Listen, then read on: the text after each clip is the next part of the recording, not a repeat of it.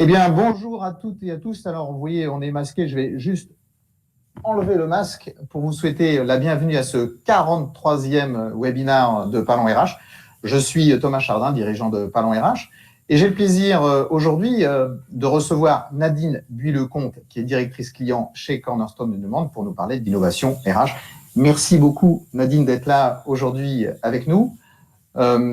Nadine remplace au pied levé Geoffroy de Lestrange qui n'a pas pu pour des raisons professionnelles se joindre à nous. Donc merci beaucoup encore une fois Nadine d'être là. Je sais que tu nous viens d'une belle région française qu'est la Bretagne, tu nous viens de Nantes, pour pouvoir échanger tous ensemble sur cette thématique innovation RH, en quoi la crise transforme la fonction RH. Nous avons 45 minutes ensemble pour ce webinaire. Vous pouvez bien sûr poser vos questions au travers de la boîte de chat qui se trouve normalement en haut à droite. J'ai dit vous pouvez, vous devez poser vos questions, faire vos retours d'expérience. Nadine est là pour pouvoir échanger avec vous sur cette thématique. Vous pouvez aussi à la fin du webinaire évaluer ce dernier. On vous invite vivement à le faire, au même titre où on vous invite à poser, à émettre un certain nombre de commentaires sur le webinaire, un certain nombre d'appréciations. C'est ce qui nous permet aussi de l'améliorer, de prendre en compte ces éléments d'attente de nouveautés.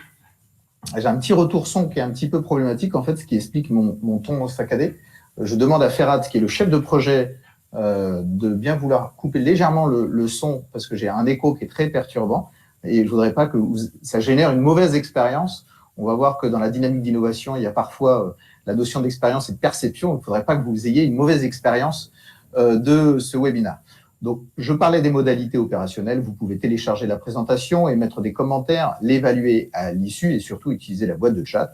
Et je poserai 3 questions principales durant ce webinaire, en plus de toutes les questions que vous voudrez bien poser à Nadine. Comment, justement, la crise transforme la fonction RH? Le premier temps fort, si je puis dire. Pourquoi est-ce important d'innover aujourd'hui? Pourquoi est-ce important pour la fonction RH d'innover aujourd'hui plus qu'hier? On verra cela également. Et puis, on portera, j'espère, plus de temps sur le comment mettre en place cette dynamique d'innovation, comment peut-être aussi faire évoluer la fonction RH dans le contexte qui est le nôtre.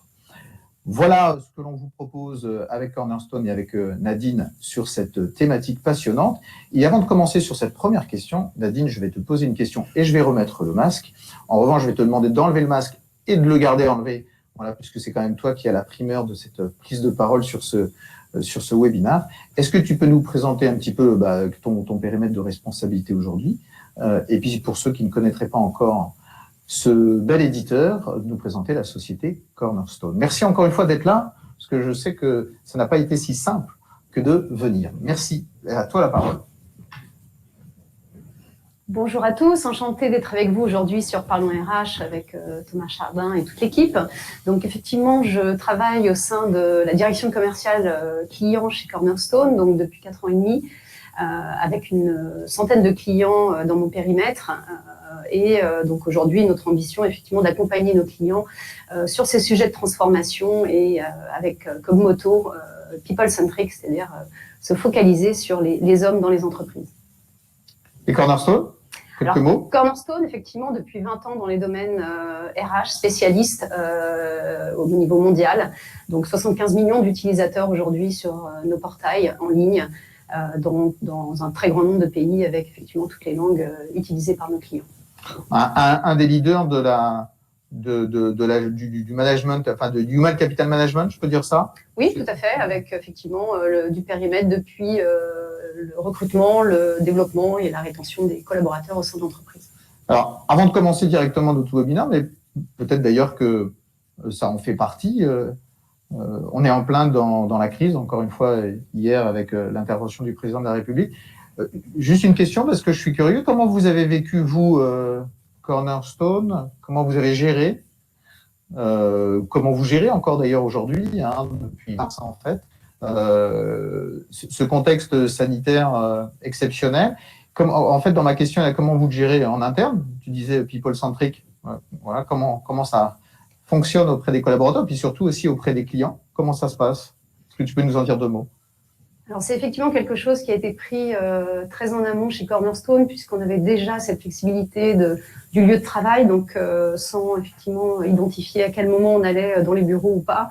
Donc on était déjà prêts, on avait déjà mis en place des tests 100% virtuels pour l'entreprise 48 heures avant l'annonce du confinement en France. Donc tout le monde était déjà prêt avec tous les outils digitaux.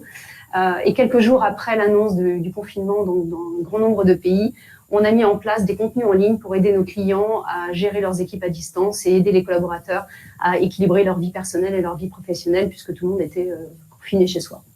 Donc vous avez été un facilitateur, un prestataire de service, un peu c'est votre cœur de sujet. Vous avez, quand vous dites vous mis à disposition des contenus, c'était quoi comme type de contenu? C'était tout ce qui était autour du travail à distance, donc que ce soit pour le collaborateur lui-même, comment s'organiser, comment continuer d'être productif, donc d'assurer la continuité de sa mission au sein de l'entreprise, même s'il n'était plus dans les locaux physiques. Et puis pour les managers, donc apprendre à travailler différemment avec son équipe, puisqu'on n'était plus ensemble dans une même salle pour travailler sur des projets communs. Ok. Alors, poursuivons un tout petit peu le fil de la discussion. On va parler d'innovation. Est-ce que dans ce contexte particulièrement difficile que nous vivons tous, l'innovation, c'est pas un peu l'écume des choses? C'est-à-dire que, est-ce que tout ça, c'est pas un peu cosmétique, superficiel? Toi qui es au cœur de l'innovation et justement de l'échange avec les clients, comment cette innovation a été vécue? Est-ce que en fait elle s'est mise en œuvre, ou est-ce que en fait on l'a balayée d'un revers de main en disant on va se concentrer sur l'essentiel? Alors effectivement, l'innovation, elle existe déjà depuis un certain temps, donc c'est pas nouveau. Le monde changeait déjà vite, mais effectivement la vitesse, ça s'est accéléré avec la pandémie. Il y avait une vraie nécessité, c'est plus un accessoire. Les outils qui permettent de maintenir cette continuité d'activité pour les entreprises, c'est vraiment le socle qui va permettre de faciliter le travail de chacun, donc dans des environnements où tout le monde est effectivement sur des sites différents. Donc c'était un vrai vecteur, un vrai support de travail pour l'ensemble des collaborateurs. L'innovation s'est développée? L'innovation s'est accélérée, c'est-à-dire que les fonctionnalités étaient déjà là, pas forcément utilisées par tous les clients, et on a vu des croissances de plus de 2 fois l'usage sur les mobiles. On a eu 29 millions d'heures de formation consommées sur le portail Cornerstone Cares qu'on a mis en place au début de la pandémie. Donc il y a eu énormément effectivement d'indicateurs qui nous ont montré que les entreprises ont adopté du jour au lendemain des fonctionnalités qui étaient là mais qui n'étaient pas une nécessité au départ. Bon, donc j'ai bien fait de poser la question parce que c'est donc une bonne transition avec le thème de notre webinaire. En fait, si je comprends bien, le contexte a accéléré la transformation et accéléré le recours aux innovations, qui en a cité quelques-unes. Et donc, rentrons, c'est une bonne transition. Comment justement la crise, elle, transforme la fonction RH? C'est le sujet de notre webinaire, mais est-ce que tu peux nous donner quelques premiers éléments de réponse là-dessus avant qu'on poursuive notre thème du jour? Alors, effectivement, la crise va transformer la fonction RH. Il y a plusieurs aspects. Le contexte, donc, qui est devenu très incertain. Les entreprises leur culture ont été exposées lors de cette pandémie.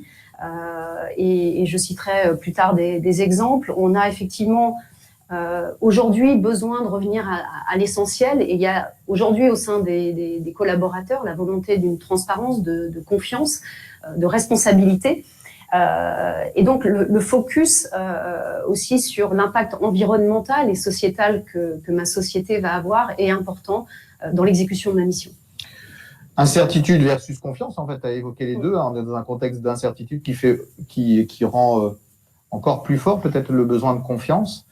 En fait, tu as évoqué aussi précédemment le fait que la crise accélérait les mouvements qui étaient à l'œuvre, les dynamiques de transformation. Et tu viens d'évoquer, alors qu'on parle d'innovation et de fonction RH, en fait, l'environnement, la transition énergétique, le développement durable comme un élément fort. En tout cas, c'est ce que vous constatez, vous, chez vos clients, Cornerstone. Tu n'as pas évoqué la diversité et l'inclusion? Non, on s'est aperçu effectivement que la diversité et l'inclusion, alors notamment à travers les mouvements des communautés noires aux États-Unis, avaient un impact très important sur l'organisation, sur la structure de la société, mais aussi beaucoup d'études ont montré, et notamment une étude qui est encore disponible sur notre site, que la diversité va amener des idées, des innovations, parce qu'on a justement des différentes façons de penser. Et donc, la capacité à intégrer ça au sein de l'entreprise va être clé aujourd'hui pour attirer des nouveaux talents. Des différences naît la richesse. Exactement. Je ne sais, disait je ne sais pas qui. Je pourrais peut-être utiliser une image qui va être, je pense, parlante pour beaucoup. On peut prendre l'image de je rentre sur une autoroute. Aujourd'hui, tout va très vite, donc les voitures vont vite. Si j'arrive à 120 à l'heure, je vais être à la même vitesse que tout le monde. Je peux accélérer pour aller plus vite. Mais si je rentre à 40 à l'heure, je vais vite être dépassée et à un moment donné me mettre en danger. Donc, ce contexte de situation très particulière, et c'est peut-être pour distinguer la vitesse par rapport à l'accélération, c'est où se trouve mon entreprise et comment je peux rester, maintenir mon marché, mais aussi accélérer par rapport à ces changements qui s'opèrent. D'accord. On va voir si, tiens, on ne pourra pas filer la métaphore sur la différence entre vitesse et accélération par la suite. Alors, on va prendre aussi, et ce slide-là est là pour vous inciter à le faire. N'hésitez pas à poser vos questions, à faire vos remarques, vos retours d'expérience sur cette thématique. Encore une fois, Nadine est là pour vous et ces webinaires sont là pour vous, sont là pour parler RH et en l'occurrence parler innovation et transformation de la fonction RH. Deuxième question, après la description rapide du contexte, pourquoi est-ce si important pour la fonction RH d'innover? Ça peut paraître évident, mais je pense que c'est bon de le rappeler. Je ne crois pas que ce soit si évident que ça. Et pourquoi ça serait plus important d'innover aujourd'hui qu'hier? Alors, les entreprises, aujourd'hui, elles ont besoin de garder les collaborateurs motivés, connectés et productifs. Ce qui est important, c'est, enfin, on le sait, les études le montrent, c'est rentable. Investir sur ces hommes et ces femmes, c'est rentable pour les entreprises, ça génère de la performance. Mais aussi, c'est une question de survie. S'adapter à son contexte, à son marché, avec des nouveaux besoins, et il faut le prendre en compte. Donc, les hommes vont être les premiers apporteurs d'idées et les premiers éléments qui vont permettre l'entreprise d'innover. Donc, c'est important parce qu'en fait, je vais le dire autrement, on est dans une économie qui est de plus en plus tertiarisée. C'est ça, c'est les hommes et les femmes qui font l'avenir, le devenir des organisations, leur capacité à innover, leur capacité à avoir envie, en fait, de bouger, dépend le devenir des organisations. C'est bien ça que tu nous évoques, c'est-à-dire que, en fait, enfin, j'allais dire, l'homme est l'avenir de l'entreprise.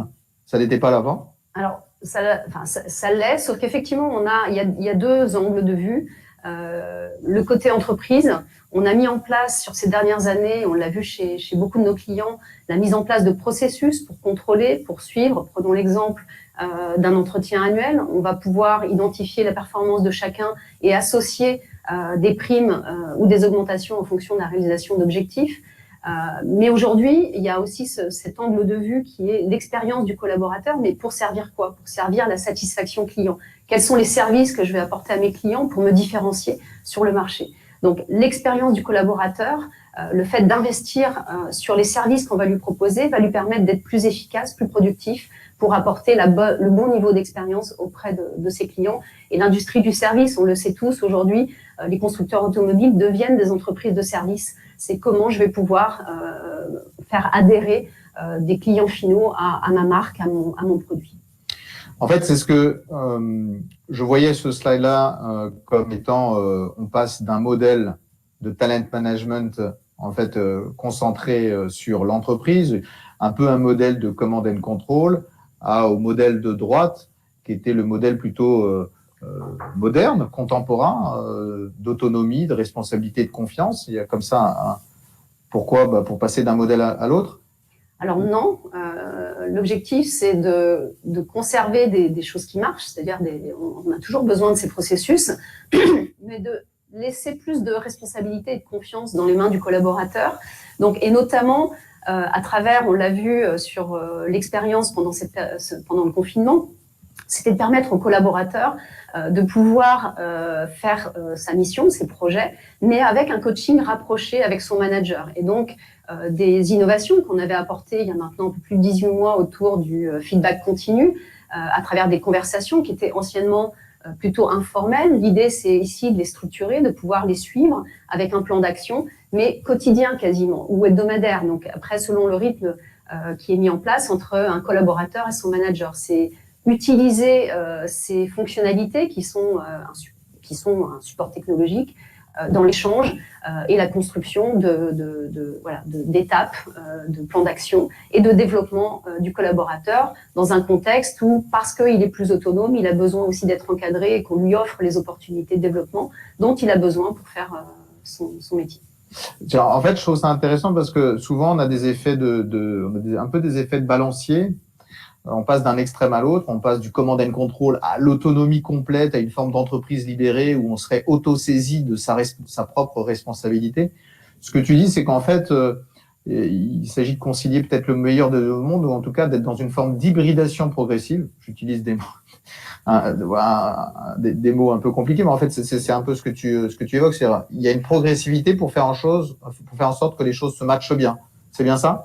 Tout à fait. L'objectif, c'est d'aider le collaborateur, de lui apporter les services dont il a besoin, mais sans pour autant avoir un contrôle au quotidien sur la façon dont il va exécuter cet objectif ou cette mission. Donc, gardons le contrôle, mais lâchant un peu la bride, en fait, si je schématise. Alors, n'hésitez pas encore une fois à poser des questions à Nadine. On va attaquer la question 3, qui est le comment, et qui est peut-être un petit peu celle sur laquelle on peut prendre un petit peu plus de temps. N'hésitez pas non plus à nous faire des retours d'expérience sur le sujet. Alors, on a vu rapidement le contexte dans lequel on était de transformation de la fonction RH.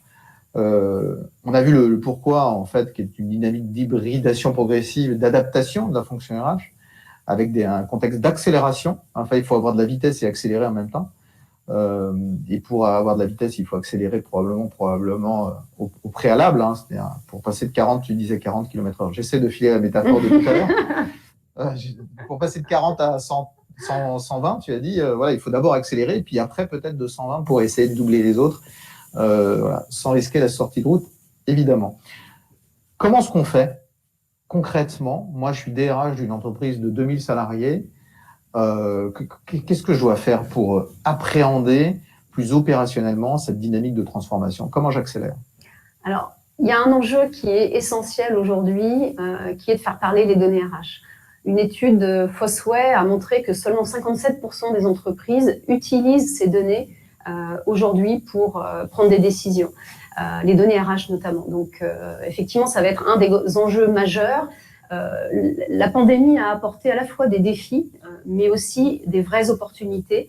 Alors, si on garde l'analogie de la voiture et du conducteur, on a aujourd'hui les professionnels RH qui sont sur la place avant, à côté du conducteur, donc des directions générales, pour les aider à avancer et à accélérer par rapport à la situation où ils étaient en ce début d'année. Et donc, pourquoi utiliser la puissance des données et comment on va pouvoir le mettre en place? C'est effectivement, pourquoi? C'est parce qu'on a besoin de cette visibilité pour savoir où on est aujourd'hui, comment on va évoluer et quels seront nos futurs besoins.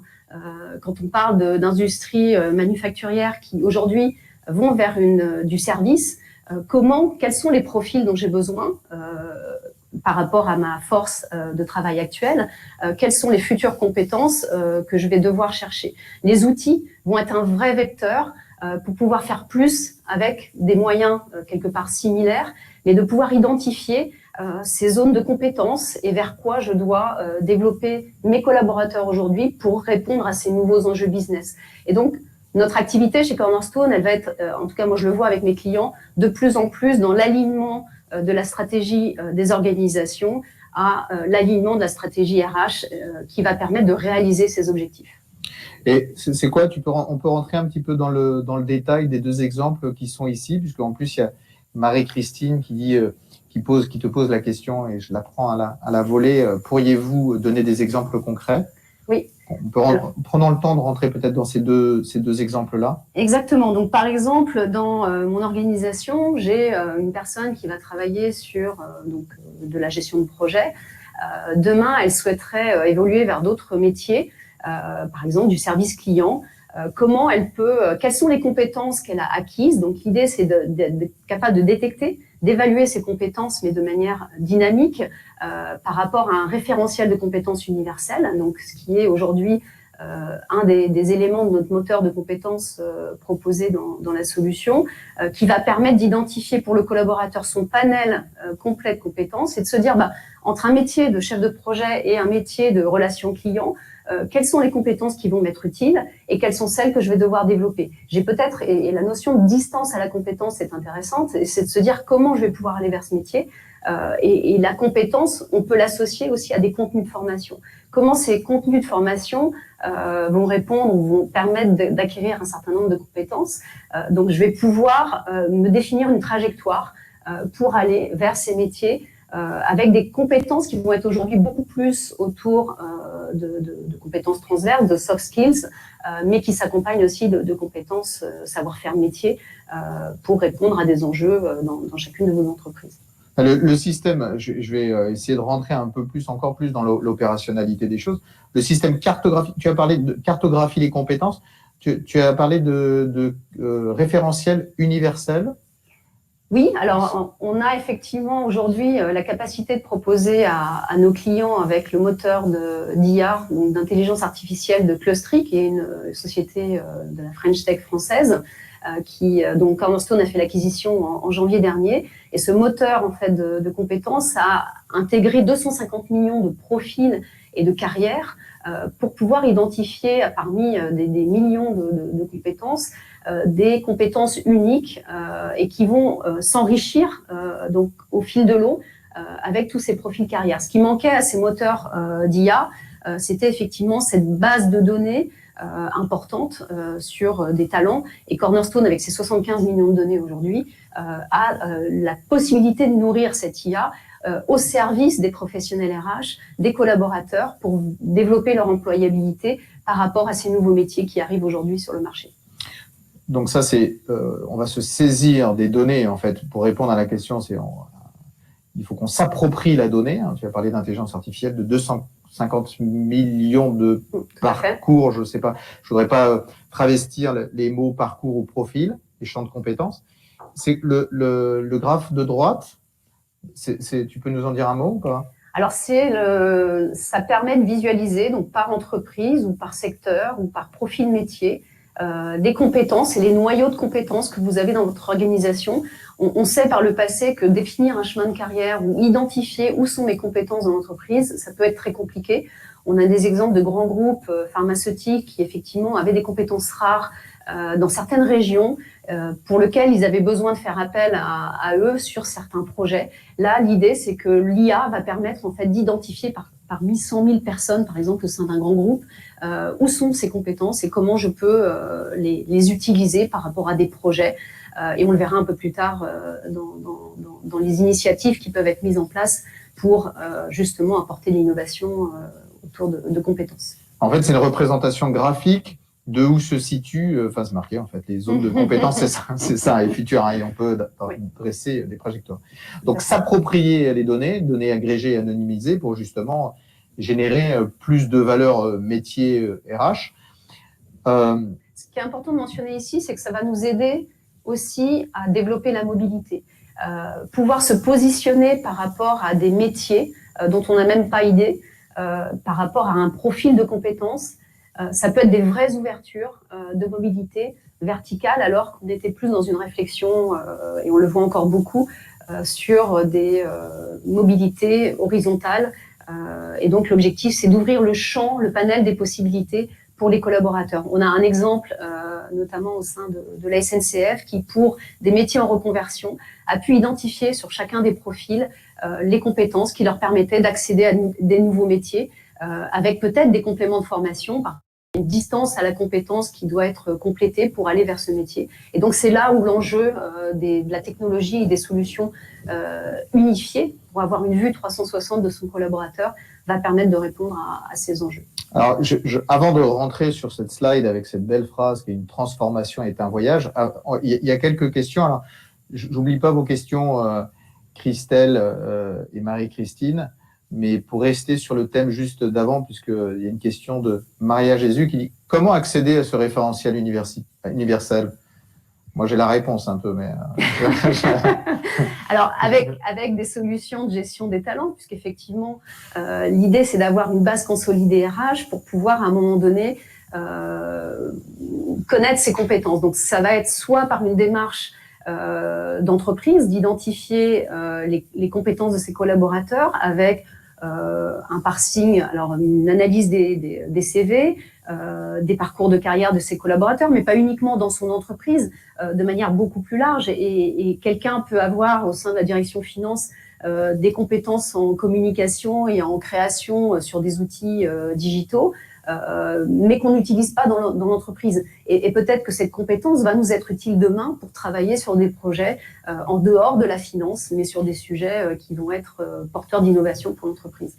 En fait, Maria Jésus, si la question était comment accéder au référentiel universel tel que décrit et proposé par Nadine, en fait, la réponse est clusterie dans Cornerstone. Oui. Hein, voilà. Donc, je remercie Nadine de ne pas faire trop de prosélytisme, mais en fait, la réponse, c'est telle qu'on l'a décrit, en fait, c'est évidemment dans Cornerstone, qui propose une comparaison. En fait, il y a un référentiel interne et puis il y a aussi des référentiels externes, plus de l'intelligence artificielle qui permet évidemment d'accélérer tout ça. Je reste toujours sur cette thématique justement du big data et de l'intelligence artificielle.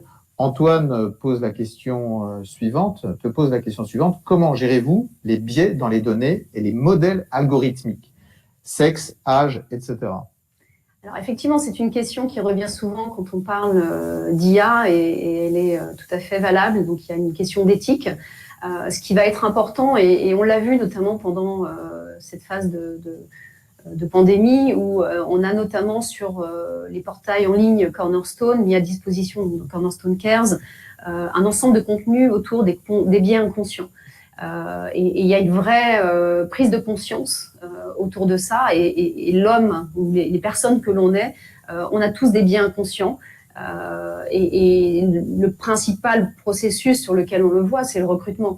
On a aujourd'hui, dans une organisation, quand on reçoit des milliers de CV, ça va aller très vite.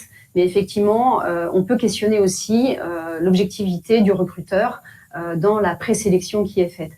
L'idée, c'est qu'on va être capable, et dans des solutions comme Cornerstone, de neutraliser le nom, l'adresse et un certain nombre d'éléments qui nous permettent d'anonymiser, mais de se concentrer uniquement sur l'identification des compétences qui apparaissent dans le profil. Et sur cette première base, d'être capable d'identifier les meilleurs candidats pour un poste qui lui-même embarque un certain nombre de compétences et de pouvoir proposer le matching des candidats en fonction de ces sujets-là, sans aucune prise en compte du nom, prénom, adresse, etc. Parfait. Alors, j'oublie pas les autres questions, je les poserai, mais juste pour avancer un tout petit peu dans le webinaire, il nous reste 15 minutes. Test and learn. Alors, je reviens sur la phrase « Une transformation est un voyage ». Alors, quel est le voyage que tu nous proposes, ou que tu proposes à la fonction RH, en fait? Alors effectivement, on ne peut pas se transformer du jour au lendemain. Si on reprend l'analogie de l'entrée sur l'autoroute, il faut au moins aller à la même vitesse que les autres et si possible un peu plus vite, tout en restant dans la légalité.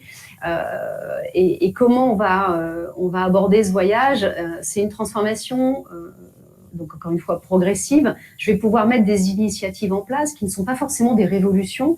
Je vais prendre l'exemple, quand je suis arrivée chez Cornerstone, on avait cette notion de badge, de reconnaissance par rapport à des valeurs de l'entreprise, mais qui ne sont pas du tout liées à une hiérarchie. Je peux aider par exemple mon collègue sur un projet parce qu'il doit terminer dans la soirée pour le remettre le lendemain.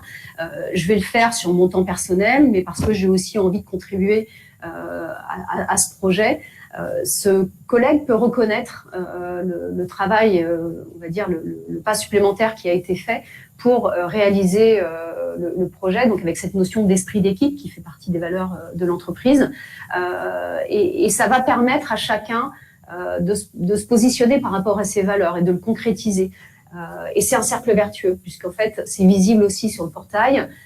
Donc, les collaborateurs voient l'impact que certaines personnes ont dans l'organisation et ça va être vertueux. Les autres vont vouloir obtenir aussi ces badges. Ça semblait accessoire il y a quelque temps. Aujourd'hui, avec des personnes qui sont de plus en plus éclatées, chez eux. C'est un vrai moyen de fédérer autour de la mission de l'entreprise. Et test and learn, c'est-à-dire que il faut tester ce type de démarche. Là, tu cites ça comme un exemple, une initiative. C'est ça que ça signifie, c'est-à-dire qu'on n'y va pas. Il n'y a pas de démarche Big Bang avec une forme de certitude que ça va marcher. Exactement. Et je le vois beaucoup chez mes clients. On va lancer des initiatives, ça marche pas. Et il y a effectivement des enquêtes de satisfaction, d'engagement qu'on a d'ailleurs mis gratuitement à disposition de nos clients dans le portail pour aussi les aider dans ce contexte. C'est effectivement la capacité à tester, à se dire ça a marché, les collaborateurs sont contents, ça les a aidés. Qu'est-ce qu'on peut compléter dans ce dispositif? J'ai un exemple concret, alors peut-être qu'on l'aborde. Allons-y. Tout de suite. Ça va s'afficher. Donc une société dans les services digitaux, donc ex-télécom, qui en fait a un besoin vital d'innover, de proposer des nouveaux services à ses clients. Et particulièrement dans cette période où en plus on utilise l'internet à la maison comme un outil de travail. Donc l'objectif a été pour eux de fédérer autour de projets innovants. Donc des porteurs de projets vont pouvoir les publier. Ils ont détourné un peu la solution de recrutement de Cornerstone pour pouvoir publier des projets, faire appel à candidature pour se dire, voilà, je vais avoir besoin de quelqu'un pour m'aider à faire un business plan. Donc, ça peut être quelqu'un du département financier qui va venir pour une demi-journée par semaine.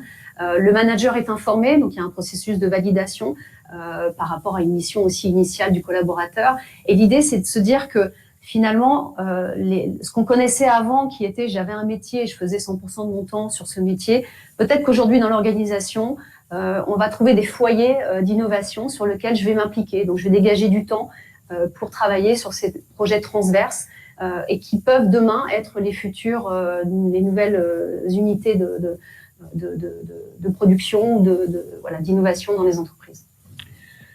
En fait, je retiens cette notion de progressivité de la démarche, cette notion aussi d'acculturation à l'expérimentation. Le test and learn, il faut accepter de se tromper pour en tirer parti, en tirer profit. Et ça, à mon avis, pour la fonction RH, c'est particulièrement difficile. Elle a été toujours averse au risque, c'est ce qu'on lui a demandé, d'être le gardien du risque, gardien de la culture, des process, des valeurs. Et dans la dynamique de transformation qui s'accélère, là je mélange la vitesse et l'accélération, c'est un petit peu difficile tout d'un coup de changer son ADN d'un coup. Et pourtant, c'est bien ça que j'entends au travers de ton propos, qui est de dégager de l'appétence pour le risque et non pas une aversion. On va prendre quelques questions, le plus de questions possible, donc n'hésitez pas. Christelle te pose la question suivante. Comment développer un vrai levier de motivation avec des responsabilités et autonomies nouvelles dues à la situation de crise sanitaire sans s'orienter dans la création de nouveaux managers? Est-ce que tu as des éléments de réponse à ça? Alors, j'espère que je vais pouvoir y répondre. Je pense qu'il y a effectivement... Alors, les entreprises ont été fortement exposées quant à leur culture lors de cette pandémie.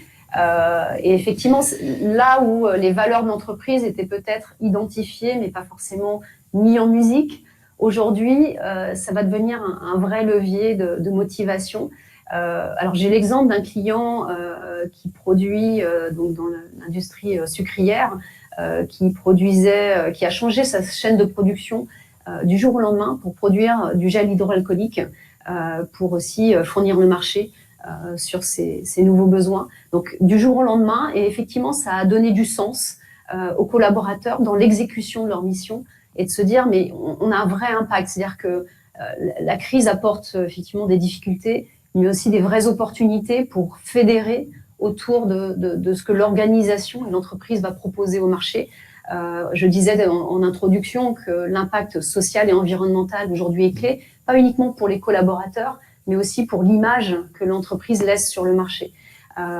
Et je pense qu'identifier dans l'entreprise les points de culture, alors toutes les organisations n'ont pas forcément la capacité d'identifier comment leur entreprise va servir la France et au-delà le monde avec quelque chose de vertueux, avec un impact positif sur les hommes, mais aussi sur l'environnement. c'est cette réflexion autour de la culture, des valeurs qu'on veut développer au sein de l'entreprise va être vraiment ce qui va créer de la motivation. Et après, les projets qui vont être déclinés, un des exemples que j'utilise et Cornerstone l'applique, notre direction générale donc a 5 grands objectifs. Chacun de ces niveaux en dessous de la direction générale va décliner ses objectifs sur son niveau de contribution. Et moi, à mon niveau le plus fin, donc ici en France, avec une équipe de 4 personnes, c'est comment je contribue à l'exécution de cette mission de l'entreprise en servant mes clients, en les aidant à transformer leur capital, leurs activités avec un capital humain qui est au centre des discussions, parce que ces projets de transformation, faut pas se le cacher, c'est porté par les hommes qui constituent votre entreprise et donc il faut les engager autour de ça. Donc j'espère que j'ai répondu à la question en toute modestie. J'ai pas en fait, non mais comment est-ce qu'on passe d'un ancien modèle, je le traduis comme ça, Christelle, comment est-ce qu'on passe d'un ancien modèle qui était le command and control à un modèle qui s'accélère à cause et grâce, je sais pas en fait là, de dire en tout cas dans un contexte de crise, on passe à un modèle oublie les responsabilités de confiance, notamment pour les entreprises qui peuvent faire du télétravail. N'oublions pas que ça adresse qu'une minorité de personnes, hein, le télétravail, en France en tout cas. Voilà, comment est-ce qu'on passe d'un modèle de management contrôlant à un modèle de management responsabilisant? Tu as donné la réponse, en faisant évoluer la culture le plus rapidement possible. Ce n'est pas impossible et c'est pas forcément en embauchant de nouveaux managers qui auraient la bonne culture. La culture, elle est intégrée à l'entreprise et c'est la culture de l'entreprise, c'est la culture managériale qui fait qu'on est plus surporté sur la responsabilisation que sur le command and control. Et c'est vrai, peut-être pour compléter, Thomas, sur ce que tu viens de dire, c'est qu'effectivement, l'outil, le portail en ligne RH va être un vrai élément fédérateur autour des activités et de ce qui se passe dans l'entreprise, sans pour autant être dans les murs tous ensemble, ce qui permettait de sentir la culture d'entreprise. Ouais. Chez soi, c'est plus compliqué. Oui, il la porte, il la décline. Et il l'anime. Oui, il l'anime, il en est le reflet. Marie-Christine te pose la question suivante. Accélération, on reprend la métaphore de tout à l'heure, versus RPS, collaborateurs submergés. Quel nouveau métier? Est-ce que cette dynamique de transformation accélérée, le fait de passer de 40 à 120 km/h, engendre forcément un certain nombre de symptômes qu'on ne souhaite à personne? Est-ce que ça génère des nouveaux métiers? Est-ce que dans les systèmes d'information, d'ailleurs, puisque c'est aussi le sujet, il y a des choses nouvelles là-dedans ou Alors effectivement, c'est une excellente question. Ça me permet de rebondir sur comment emmener nos collaborateurs vers ces changements, les aider à prendre tout ça en compte. Il y a ce phénomène je cherche mes mots, en fait, je sais pas. de prise en considération de l'individu qui va moins vite que effectivement tous ces outils digitaux qui sont arrivés finalement du jour au lendemain dans la vie de tout un chacun, dans son travail. Et effectivement, être 8 heures par jour devant son écran quand on parle de population qui travaille sur les domaines des services, ça peut être compliqué. Donc, il y a un équilibre à mettre en place et il est important d'accorder du temps et donc d'accepter que les collaborateurs vont prendre du temps pour aussi se former. Donc, la notion de développer la curiosité sur tous les sujets. J'ai un client qui me disait récemment à la limite, le contenu sur lequel la personne se forme, ça m'est égal, mais c'est la dynamique dans laquelle elle va se mettre pour apprendre. Ce qui va aussi générer demain plus de mobilité, plus d'agilité. Donc, c'est vraiment créer ce dynamisme on ne connaît pas tout, on va apprendre et chacun de nous va passer du temps pour apprendre et se remettre quelque part dans la course parce qu'il y a plein de nouvelles compétences aujourd'hui et les premières étaient autour de notamment j'ai des clients quand il a fallu redémarrer à la sortie du confinement, les premières populations qui ont été mises sur le terrain, c'est effectivement les commerciaux, la relation client, comment l'aborder sous un angle où je ne vais plus sur site voir mes clients, mais je le fais en distanciel avec des outils digitaux. Et la relation, la posture, elle est plus du tout la même. Et donc, il faut rassurer les gens aussi par rapport à ça. Donc, il y a eu, et le test and learn est tout à fait vrai, c'est-à-dire que on est rentré aussi dans quelque chose de beaucoup plus authentique dans la relation. On pouvait avoir les enfants potentiellement qui intervenaient lors d'une vidéoconférence. Et notre direction générale, par exemple, pour nous mettre à l'aise sur ces sujets-là, n'a pas hésité à montrer son fils qui rentrait dans la salle lors d'une conférence qu'il animait sur l'ensemble de l'Europe, où il a dit, bah voilà, on est tous dans la même situation, on est chez nous avec nos enfants, comment aujourd'hui, voilà, on fait quand même notre travail, et peut-être qu'on va s'arrêter pour aider aux devoirs de nos enfants à une heure où normalement on est censé travailler, mais on va reprendre peut-être un peu plus tard pour quand même continuer et réaliser notre travail. Donc, je reprends un point de ta réponse, en fait. Pour gagner du temps, prenons le temps. En fait, pour aller plus vite, prenons le temps, accordons du temps pour justement répondre à cette vitesse de transformation. Et je vais prendre juste une image qui n'est pas celle de la voiture, mais celle du train. Effectivement, il y a le train de cette transformation qui est en train de passer. Il faut que, et c'est à charge de la fonction RH, que tout le monde soit à bord. Et peut-être que à bord de ce train, que je vais qualifier du train du digital, mais la transformation est bien plus large que ça. Il y a des gens qui sont en tête de train, en tête de voiture, voilà, qui sont dans la première voiture et qui pilotent un peu la chose et qui sont, ça peut être les geeks, ça peut être, etc. Et puis il faut que personne reste sur le quai. Je sais pas si ma métaphore est bonne, mais en tout cas, charge de la fonction RH de faire en sorte que tout le monde monte à bord. On va essayer de prendre quelques questions complémentaires assez rapidement pour respecter le timing. Alors vraiment, je vais te demander des réponses un peu directes. Je ne comprends pas en quoi, donc c'est Ilan qui te pose la question suivante, je ne comprends pas en quoi faire de la GPEC est innovant. Alors, la GPEC a toujours existé. Effectivement, on identifie des compétences à des postes. Donc, c'est pas nouveau. La difficulté qu'on avait, c'était de cartographier toutes ces compétences et que ce soit toujours à jour. Aujourd'hui, la vitesse de transformation des métiers et des compétences dont on a besoin est là. Comment je les identifie? L'IA va faciliter ça. Elle va traiter ces volumes de données qui sont énormes pour vous aider à identifier sur un profil le panel de compétences qui était peut-être de 7 ou 8 avant, qui va être aujourd'hui beaucoup plus large, qui peut aller jusqu'à 30, 50.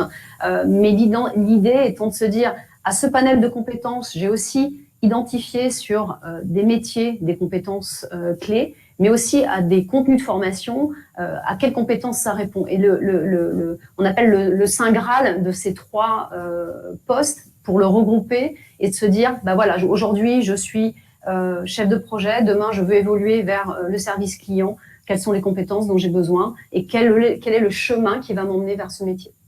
Alors, je suis désolé, j'ai pas vu, en fait, j'avais pas glissé toutes les questions qui sont assez nombreuses. Malheureusement, dans le timing, on va avoir du mal à toutes les traiter. Je m'en excuse, c'est une erreur de ma part. On voit qu'il y a beaucoup de questions difficiles. Je voudrais pas faire de choix, donc je vais les prendre un peu dans l'ordre. On en prend une ou deux encore. Et après, j'ai encore 2 petites questions encore à te poser. Quelle démarche outil pour aider, Marion qui te pose cette question-là, quelle démarche outil pour aider à identifier les compétences qui vont manquer demain? Alors, très bonne question. Effectivement, l'avantage alors, quel outil quelle démarche? Avec quelle démarche? Donc, on a effectivement la démarche. En 20 secondes. Oui. Je suis désolé. Alors, la démarche qu'on a commencé à mettre en place aujourd'hui chez Cornerstone avec l'IA de Clustery, c'est effectivement la détection des compétences et l'évaluation de ces compétences. L'auto-évaluation pour se dire, bah voilà, je suis bien ou avancé sur ce domaine-là, et de pouvoir identifier les métiers qui utilisent ces compétences et peut-être quelles sont celles qui me restent à développer pour aller vers tel ou tel métier. Philippe, tu poses la question, comment identifier les compétences cachées ou acquises à titre personnel post-recrutement?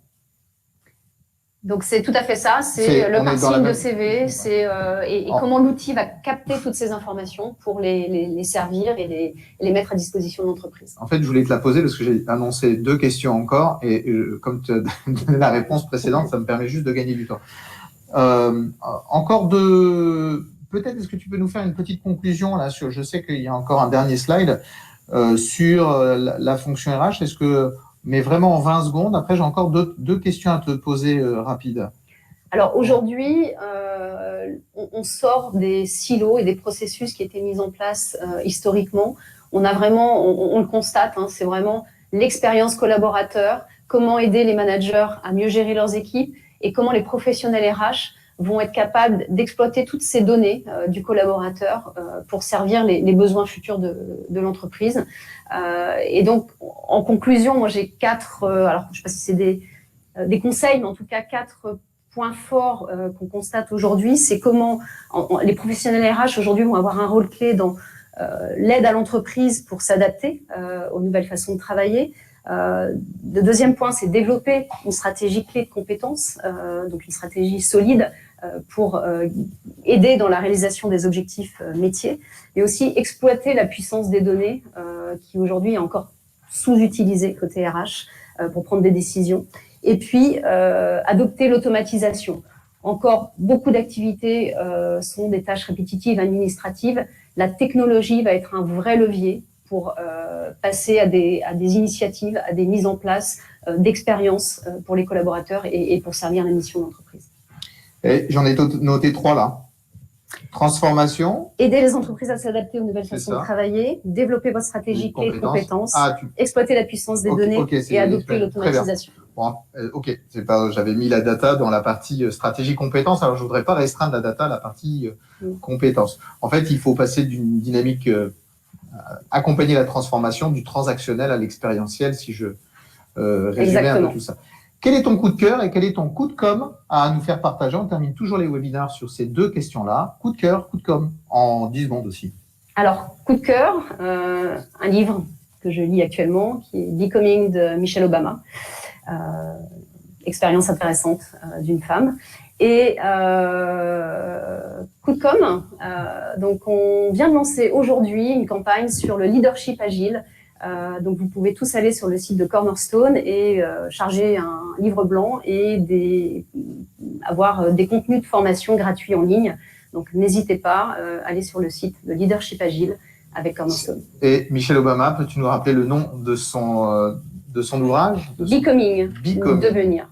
Voilà, bah écoute, c'est une belle conclusion de ce webinaire. Merci infiniment d'avoir encore une fois remplacé Geoffroy de Lestrange un peu à la dernière minute. Merci beaucoup de tes réponses. Désolé encore une fois à tous les participants qui ont posé des questions et j'ai pas pu prendre vos questions, mais c'est une erreur qui m'incombe. Pour ma part, je vous donne rendez-vous le 19 novembre à 11h pour le 44e webinaire de Parlons RH. Vous êtes de plus en plus nombreux à les suivre et nous vous en remercions chaleureusement.